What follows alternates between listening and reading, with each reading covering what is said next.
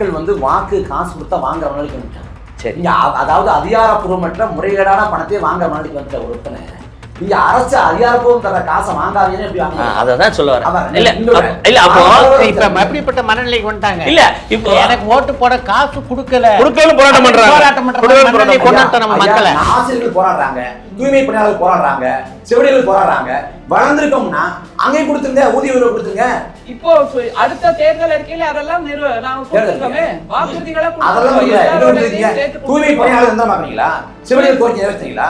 ஆசிரியர் பொதுமக்கள் பணி அமர்த்தீங்களா? அப்படிலாம் ஒண்ணும் பண்ணலையே. உங்க போராட்ட காலத்துல ஒரு ஆசிரியர் தற்கொலை செத்து போனாரு.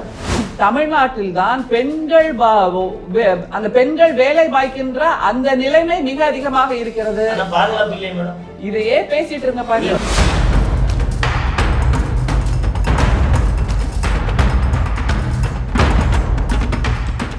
இப்போ ஏழைங்கிறத அரசு வருகிற நிதி வருவாயிலேருந்து இல்லை, இப்போ இன்கம் டேக்ஸில் யாராவது செல்ஃபாக டிக்ளேர் பண்ணுறோமா?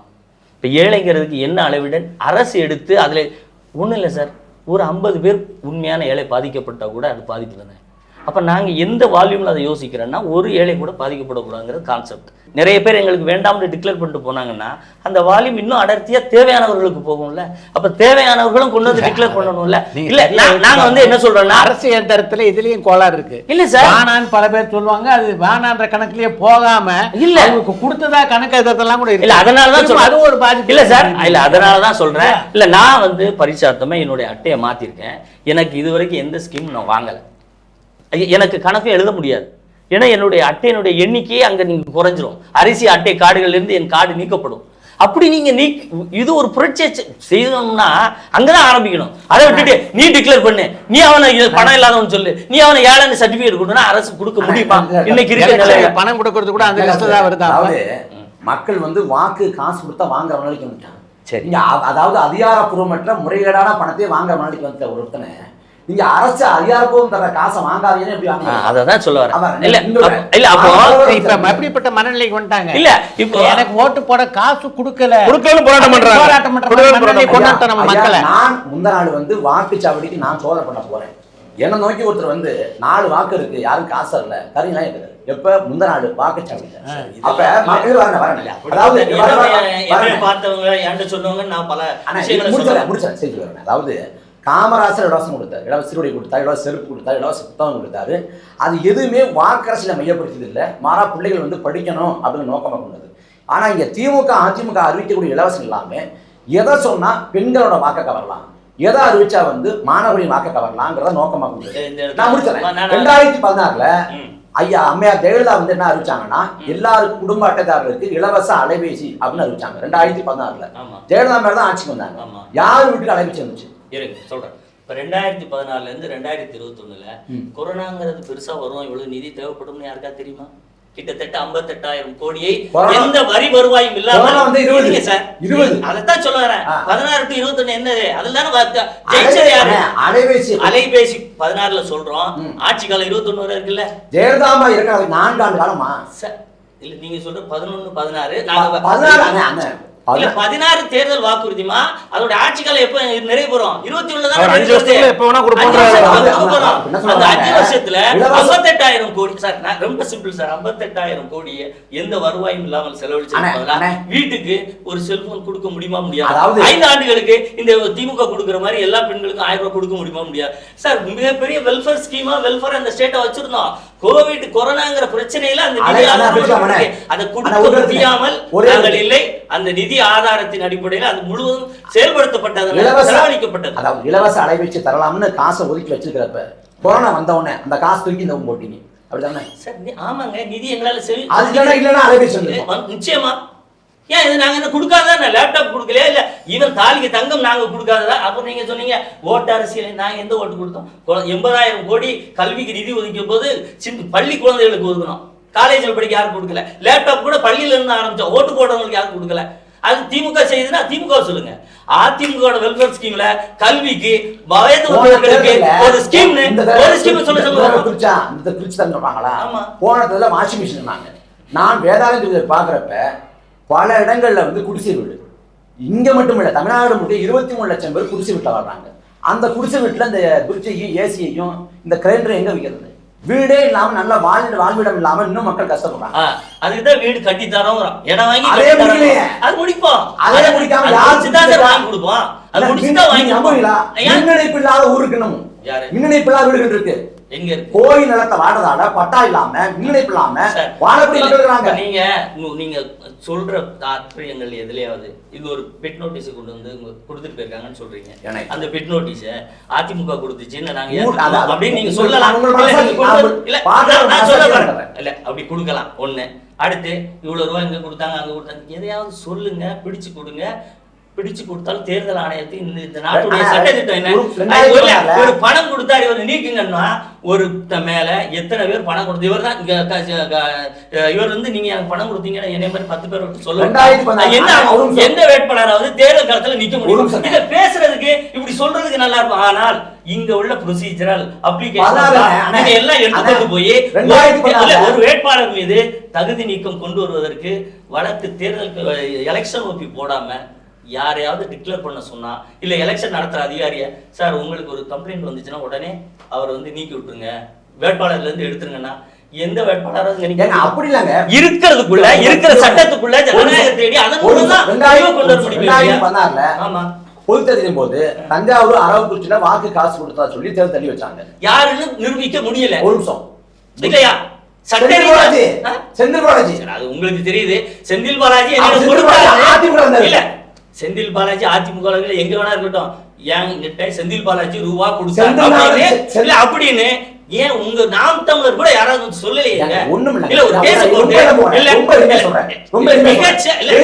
இது பேசுறதுக்கு நல்லா இருக்கும். அப்ளிகேஷன் இன்னைக்கு இருக்கக்கூடிய காரைக்குடியில ப. சிதம்பரம் பையன் கார சிதம்பரம் அலுவலகத்துல 13 லட்சம் எடுக்கப்பட்டுச்சு. சரி, இப்ப யார கைது பண்ணி செயல போட்டாங்க? யாரு மேல நடவடிக்கை எடுக்கப்பட்டுச்சு? சரி, இப்ப 15 லட்சம் எடுக்கப்பட்டிருக்கு. அந்த 15 லட்சத்தை யார் எடுத்தாங்கிறதுக்கு ஒரு அட்வொகேட்டா நான் உங்ககிட்ட கேட்கிறேன். சும்மா சொன்ன உடனே நடவடிக்கை எடுக்க முடியாது. நம்ம எப்படி எல்லாம் லா இம்ப்ளிமெண்ட் ஆகணும்னு நினைக்கிறோமோ அதுல 2 பக்கம் ஜஸ்டிபிகேஷன் இருக்கணும். நீங்க சொல்ல இந்த 13 லட்சம் யார் ஓட்டுக்கு இன்னார் பேருக்கு இப்படி எல்லாம் கொடுக்கப்படுறதுக்கு தான் இருந்ததுங்கிறத சொல்லுகிறவர்கள் எஸ்டாப்லிஷ் பண்ணணுமா வேண்டாம்? சாட்சியோட கேக்குற, சாட்சியோட சொல்லல, சாட்சியோட சொல்லணும். சட்ட நிர்வாக சொல்லணும். அப்படி இல்லாம நீங்க ஒரு உணர்ச்சி தான் இது மெத்தடாலஜி இருக்கு. மக்கள் என்ன சொல்றீங்க? இலவசத்தை விட்டு கொடுத்துருங்க அப்படிங்க. இல்ல நிறைவு வந்துச்சுன்னா நீங்க டிக்ளேர் பண்ணுங்க மக்களே. நான் உன்னை ஏழன்னு சொல்ல மாட்டேன். மனப்பழக்கமே இல்ல அப்படின்றது உங்க வாதமா சார்? எல்லாரும் அதை சொல்லுங்க. இல்ல பணம் இருக்கு, 2 கட்சியும் பணம் கொடுக்கறது உண்மைதான். பணம் கொடுக்கறது உண்மை, அது ஒண்ணும் மறுப்பதற்கலாம் அது வெளிப்படல. அதாவது சாட்சி இல்ல ஆதாரம் இல்லங்கிறதுக்காக ஒரு விஷயம் வந்து பொய் ஆயிராது. நிரூபிக்க முடியலங்கிறது உண்மை. சொல்றப்ப இலவசம் வேண்டாம்னு மக்கள் விழிப்புணர்வு வரட்டும், ஒரு புரட்சி வெடிக்கட்டும். அப்ப என்னன்னா கட்சிகளா முடிவுக்கு வருவோம். வாக்கு காசரக்கூடாது, கருத்தை சொல்லி அப்படி வாக்குல பெறுவோம். அப்படி ஒரு புரட்சி வெடிக்கிட்டு ஜனநாயக புரட்சி அப்படி இருக்குங்க. நீங்க தான் சொல்லிட்டு இருக்கீங்க, அதை நீங்க நிரூபிக்காத வர நீங்க நிரூபிச்சாலும் பயன் இல்ல. ஜனநாயக அமைப்பு கிடைக்கும். சரி, அதான் ஒரு அப்ப நிரூபிக்காத பயன் இல்லன்னா அப்ப நீங்க மக்களை சொல்றீங்க. நீங்க மக்கள் வந்து எப்படி இல்ல அப்படி இருக்காங்க. இல்ல மக்களால் தேர்ந்தெடுக்கப்படுறதான ஜனநாயகம். மக்கள் மக்களால தேர்ந்தெடுக்கப்பட்ட ஒரு விஷயம், அவருடைய கருத்தை விட்டுருங்க.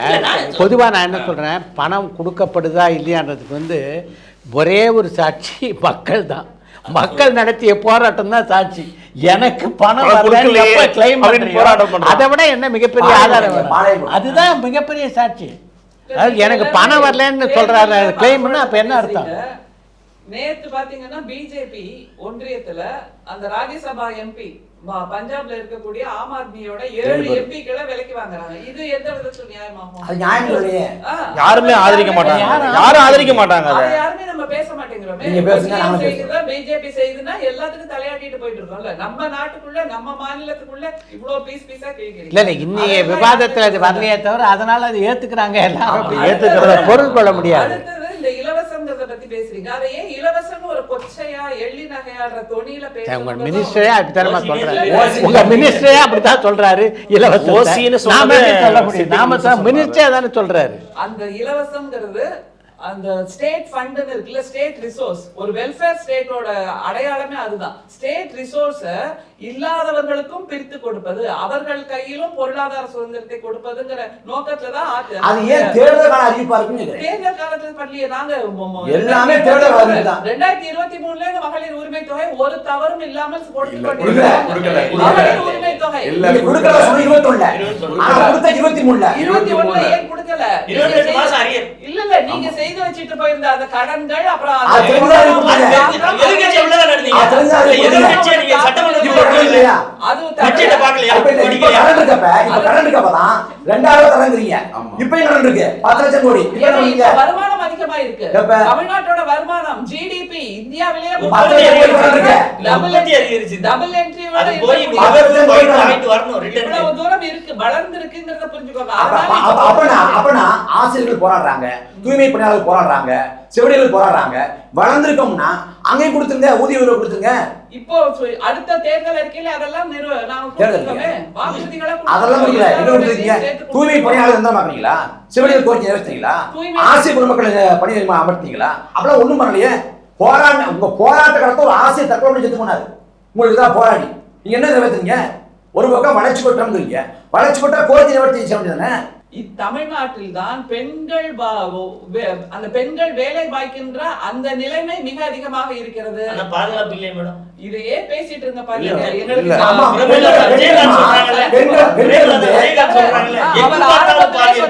இங்க இருக்கக்கூடிய பெண்களுக்கு பாதுகாப்பு இல்லை, அது இதுன்னு. உத்தரப்பிரதேசம் மிக சமீபத்தில் வந்த இல்ல இன்னொன்னு என்னன்னா, திமுக கூட்டத்தில் இருக்கக்கூடிய பிரேமலதா விஜயகாந்த் அவர்கள் இப்ப ரீசெண்டா பேசும்போது மேடையில அதை பதிவு பண்றாங்க, கண்ணை அறியாம பதிவு பண்றாங்க. அவங்க சொல்ற குற்றச்சாட்டு இது ரெண்டும் தான் அப்படின்னு சொன்னாங்க. இது ரெண்டும் தான் மேஜர் குற்றச்சாட்டு. இது ரெண்டும் இல்லனா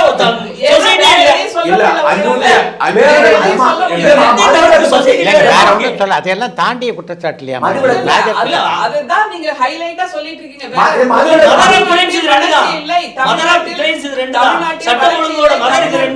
நீங்க இதை விட்டுட்டு இதை தவிர வேற எதுவும் இல்லைன்னு தமிழ்நாடு திமுகவோட தேர்தல் வாக்குறுதியில நாங்க மதுவிலக்க படிப்படியாக அமல்படுத்துவோம். குடி நோயாளிகளை மீட்பதற்கு மாவட்டந்தோறும் சுகாதாரத்தை அமைச்சர் சார்பாக நாங்க மீட்பு நிலையம் அமைப்போம். நீங்க எந்த மாவட்டத்துல அந்த குடிநோயாளிகளை மீட்பதற்கு மீட்பு நிலையம் அமைப்போம்னு சொன்னீங்களா? எங்களுக்கு காட்டுங்க. அதே போல படிப்படியா மதுவிலக்க அமல்படுத்துறதுக்கு எத்தனை கடையை போனீங்க? அந்த டாஸ்மாக் வருமானம் எவ்வளவு குறைஞ்சுன்னு சொல்லுங்க. இதை ஒட்டி இன்னொரு விஷயம் சொல்லணும்னா, இப்போ ஓட்டு போட்டு வந்த சிவகுமார் ஒரே ஒரு கோரிக்கை தான் வச்சார்.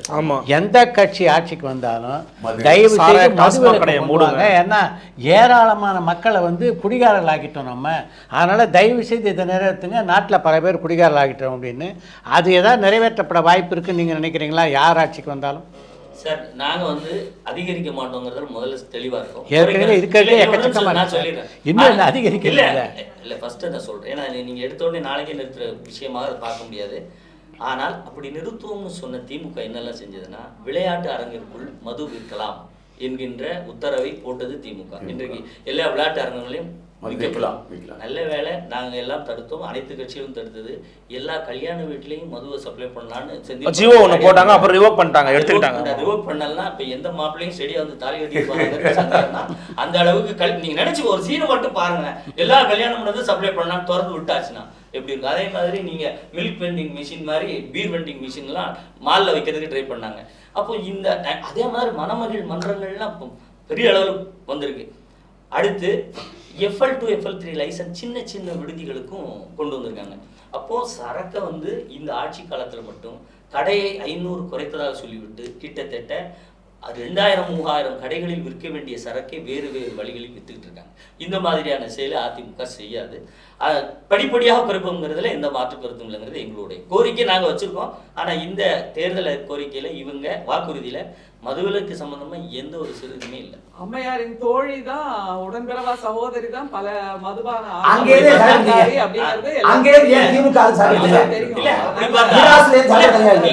எங்கள் கட்சிக்காரர்கள் நடத்துகிற ஆலையை மூடுவோம் என்று கையெழுத்து வாக்குறுதி தருகிறோம் கொடுத்தீங்களே, எத்தனை ஆலையை மட்டும் சொல்லி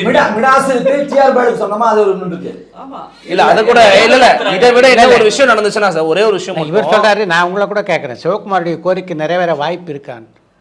சிவகுமார் வாக்களிச்சுட்டு பேசாம போயிருக்கணும். நியாயமான கோரிக்கை நியாயமான கோரிக்கை என்றாலும் கூட ஒன்றியத்தின் மூலமாக தமிழ்நாட்டின் வருவாயை எல்லா விதத்திலும் சுருக்கு ஒன்றியத்திலிருந்து கொடுக்க வேண்டிய தமிழ்நாட்டின் வளர்ச்சி, தமிழ்நாட்டில் இருக்கக்கூடிய வளர்ச்சி. ஆனா ஒன்றியத்தில் இருக்கக்கூடிய அந்த நிதியை கொடுத்தால் நிச்சயமாக 5 வருஷமா நீங்க மத்தியில இருந்து நிதி வாங்க முடியாத முதலமைச்சரா இருந்துட்டீங்க.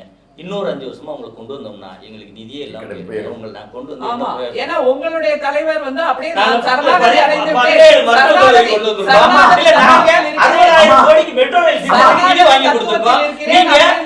எதுவுமே இல்லாம நான் பிஜேபி எதுக்குறேன், உனக்கு சாப்பாடு பட்டியா கிடையாது, உங்களுக்கு திட்டம் கிடையாது, இது என்ன பேச்சு? நீங்க அதிமுக வந்து வெற்றி வாய்ப்பு எந்த அளவில் இருக்கு அப்படின்னு நீங்க நினைக்கிறீங்க, சொல்லுங்க சார். அதிமுக தனித்து ஆட்சி அமைக்கக்கூடிய அளவுக்கு வாய்ப்புகள் எங்களுக்கு இருக்கு. அது களத்தில் நம்ம நேரடியாக பார்த்ததுலேருந்து இந்த அரசின் மீது இருக்கக்கூடிய வெறுப்பு, பெண்கள் பாதுகாப்பற்ற நிலை, போதைப்பொருள் வந்து ஒரு தெருவில் வீட்டுக்கு வீடு கிடைக்கக்கூடிய அளவுக்கு கஞ்சாவிலிருந்து சாக்லேட் வடிவில், பொட்டலங்கள் வடிவில், ஐஸ்கிரீம் வடிவில், இப்படி பல இதுவரை தமிழ்நாட்டுக்கு பெயர் தெரியாத போதைப்பொருட்கள் கூட மாறி இன்றைக்கு சந்தையாகவே மாறி இருக்கு தமிழ்நாடு போதைப்பொருள் விற்பனை சந்தை. இது எல்லாமே வந்து மக்கள் மத்தியில் ஒரு மிகப்பெரிய தாக்கத்தை ஏற்படுத்தி இருக்கிறது. அதனால அதிமுக தனித்து ஆட்சி அமையக்கூடிய அளவுக்கு சீட்டுகளை பெறுவதற்கு வாய்ப்புகள் அதிகமாக இருக்குங்க. அதுக்கு என்ன காரணம் நீங்க நினைக்கிறீங்க? இப்போ எடப்பாடி பழனிசாமியுடைய பிரச்சார வீச்சா எது காரணம்னு நினைக்கிறீங்க? நிச்சயமா சார், அதை நீங்க இப்போ ரெண்டையுமே சீர்தூக்கி பார்த்துட்டாங்க மக்கள். இப்போ எடப்பாடியார் ஆட்சி காலம் ஒரு 4.5 ஆண்டு காலம் இருந்தது. இப்போ திமுகவுடைய ஸ்டாலின் ஆட்சி காலம் 4.5 ஆண்டு. இதுல மக்களுக்கான திட்டங்கள் எப்படி இருந்தது, மக்கள் யாரெல்லாம் எவ்வளவு எளிதாக அப்ரோச் பண்ண முடிஞ்சது, அந்த 2 ஆட்சி காலத்துல விவசாயிகளுடைய வாழ்வாதாரம் எப்படி இருந்துச்சு. ஒரு உதாரணத்துக்கு ஒரே ஆட்சி காலத்துல 13,000 கோடி கடனை வந்து தள்ளுபடி பண்ணியிருக்கோம். அது விவசாயிகளை இன்னும் அந்த தொழிலில் தக்க வைப்பதற்கு எவ்வளோ மிகப்பெரிய அளவில் இருந்தது. அதே மாதிரி மாணவர்களுக்கு நாங்கள் கொடுத்த திட்டங்கள், அதன் மூலம் அவர்கள் பெற்ற வளர்ச்சி. ஒரு மடிகணினி இருந்துச்சுன்னா உலகத்தின் வாசலே அவன் வீட்டில் வச்சிருக்கிறாங்கிற அளவுக்கு ஒரு அறிவிப்பு திட்டத்தை நாங்கள் கொடுத்துருக்கோம். அதன் மூலம் மிகப்பெரிய பலனை வந்து மாணவ சமுதாயமும் அடைந்திருக்கு. அது இதே திமுக ஆட்சியில் வந்தீங்கன்னா இதெல்லாம் நிறுத்தப்பட்டிருக்கு.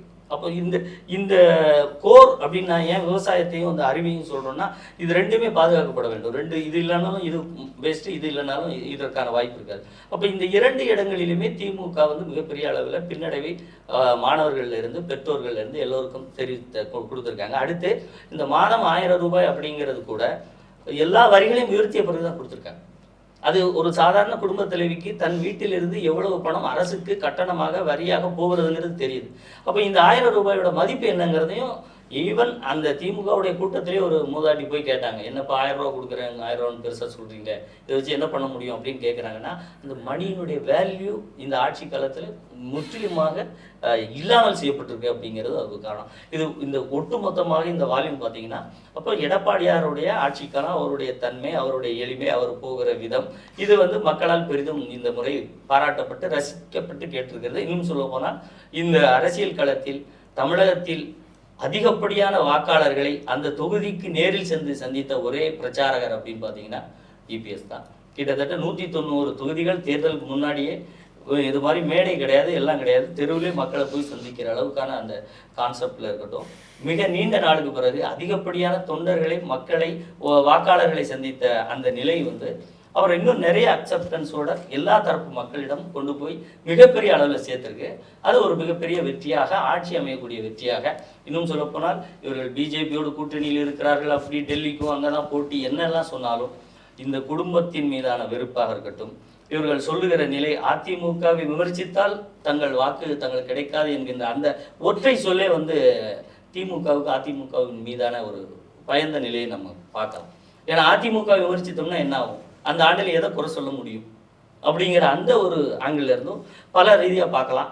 விவாதங்களில் மட்டும் இவங்க பிஜேபிக்கும் எங்களுக்கும் போட்டி, பிஜேபி உள்ள வராது, பிஜேபி உள்ள விட மாட்டோம் அப்படின்னு சொல்கிறதெல்லாம் இந்த ஒற்றை கோரிக்கையால் இவர்கள் எதையும் சாதிக்காத போது. இப்போ இன்னும் சொன்ன போனால் ஒரு 2000 கோடி கல்வி நிதி தரலாமாங்க. நம்மளுடைய நிதி 3 லட்சம் கோடிக்கு மேலே நம்ம நிதி ஆதாரம். எல்லா அரசும் சார் இதுவரைக்கும் இன்க்ளூடிங் திமுக மொழிக் கொள்கைக்கு விரோதமாக எத்தகைய திட்டங்களை நீங்கள் உண்டு உறங்கி படுக்கின்ற பள்ளிகள் நாங்கள் மாவட்டத்துக்கு ஒன்று தரோம்னா கூட வேண்டாம்னு தான் சொல்லியிருக்கோம். அவ்வளவு நிலம், அவ்வளவு கல்வி, அவ்வளவு ஸ்டாஃப்ஸ் இதெல்லாம் கொடுத்தா கூட ஐயா எங்களுக்கு வேண்டாம், அந்த கொள்கையை கொண்டு வந்து இங்கே வைக்காத அப்படின்னு புறந்தளிக்க. ஆனால் இந்த அரசு 2000 கோடியை தரலைன்னா அதுக்கு ஒரு மிகப்பெரிய புறப்பகண்டா வேண்டாம், அது இல்லாமல் என் கல்வியை என் இதை செழிப்படுத்த முடியுங்கிற இந்த மொழிக் கொள்கையை கூட அந்த அரசியலுக்காக அதை கொண்டு போய் சேர்க்கிற இந்த விதம், இப்படி அதே மாதிரி எடப்பாடியாரை வந்து கபலீகரம் பண்ணிடுவாங்க பிஜேபின்னாங்க. ஆனால் உண்மையிலே கபலீகரம் எங்கே நடந்துச்சுன்னா மதிமுகவுக்கு கபலீகரம் நடந்திருக்கு. சொந்த சின்னத்தில் கூட நிற்க முடியாது. அதே மாதிரி முஸ்லீம் லீக்கு ஒரு அவங்களே வேணான்ட்டாங்க, கொடுத்த சின்னம் கூட எனக்கு வேணாம், அறிவியல் நாங்கள் இப்படியே இருந்துக்கிறோம். ஏன்னா பாசிசம் என்பது என்னங்கிறது எங்களுக்கு தெரியாது, கொஞ்சம் மறந்துட்டோம். இப்போ இல்லை அழுது கொண்டே சிரிக்கிறோம்னு சொல்லிட்டாங்க. இஸ்லாமிய இயக்கங்களை கூப்பிட்டு முதல்ல சீட்டு கொடுத்தாங்க பார்த்தீங்களா, 2 சீட்டு. என்ன சொன்னாலும் கேட்டுப்பாங்க அடிப்படையில் முதல்ல 2 சீட்டு. பிஜேபி என்கின்ற அரக்கன் தமிழ்நாட்டுக்குள் வருவதற்காக எடப்பாடி என்கின்ற முகமூடியை அணிந்து கொண்டு வந்து கொண்டிருக்கிறது. அதிலிருந்து தமிழ்நாட்டு மக்களை காப்பாற்ற வேண்டும் என்பதற்காகத்தான் எங்களுடைய தலைவர் போராடி கொண்டிருக்கிறார். சமூக நீதி பேசிட்டு வாரிசு அரசியல ஊக்குவிச்சா சமூக நீதிக்கு நேரெதிரானது வாரிசு அரசியல். வாரிசு அரசியல்ங்கிறது பண்ணையாட்டு நாட்டோட எக்ஸஸ் வச்சோம், மன்னராட்சியோட நீட்சி, சமூக நீதிக்கு முற்றிலும் புறம்பான ஒன்று. உங்களுடைய கட்சி தலைவருடைய அல்ல ஒருங்கிணைப்பாளருடைய மனைவிக்கு கூட கூடுதலாக கேள்விப்பட்டேன். தாவேக்கா வந்து மதுவிலக்க வெளியிட்டாங்க. ஆமா, போதையில்லாத தமிழகம். போதையில்லா தமிழகம் இல்ல, மதுவிலக்க வெளியிட்டாங்க. போதையில்லா தமிழகம் மதுவிலக்கு எல்லாம் கஞ்சா இருக்கு, அபின் இருக்கு, இல்ல அபின் இருக்கு, எல்லாமே இருக்குல்ல. போதையில்லா தமிழகம் மதுபான் போதையில்லா தமிழகம் எல்லாமே நடக்கும் தானே. அதுல இல்ல தாவேக்காவோட தேர்தல் என்ன சொல்றோம்னா, பள்ளிக்கு கோயிலுக்கு அருகாமல் இருக்கக்கூடிய மதுபான கடைகள் மூடப்படும். பள்ளிக்கூடங்கள்ல போதை எதிர்ப்பு மன்றங்கள் உருவாக்கப்படும். அதாவது போதை கற்றை எழுதுவாங்க, பேச்சு போட்டு நடத்துவாங்க. மற்றபடி மதுபான கடைகளை மூடுவோம், மதுவிலக்கு வார்த்தை கிடையாது. அதிமுகவை அந்த இடத்துல வைக்காம பாஜகவுக்கு எதிரான தேர்தல், டெல்லிக்கு எதிரான தேர்தல் என்று மடைமாற்றுவது மறைமுகமாக பாஜக வளர்க்கக்கூடிய ஒரு செயலா தான் நான் பார்க்கிறேன். இந்த தேர்தல் தமிழ்நாடு வெர்சஸ் என்டிஏ, இன்னும் சொன்னா தமிழ்நாடு அணியா டெல்லி அணியா என்று பார்க்கிற தேர்தல் என்று சொன்ன பாதிக்கப்பட்ட குடும்பத்தை சேர்ந்தவர் அவர்கிட்ட விஜய் மன்னிப்பு கேட்டாருங்கிறத பதிவு பண்றாரு. ஏன் அவர்கிட்ட மன்னிப்பு கேட்டீங்க? தனிப்பட்ட முறையில ஒரு அறையில வச்சு மன்னிப்பு கேட்ட விஜயால பொது அரங்கத்துல பாதிக்கப்பட்ட குடும்பத்துல நான் மன்னிப்பு கேட்கிறேன்னு ஏன் நீங்க கேட்கல?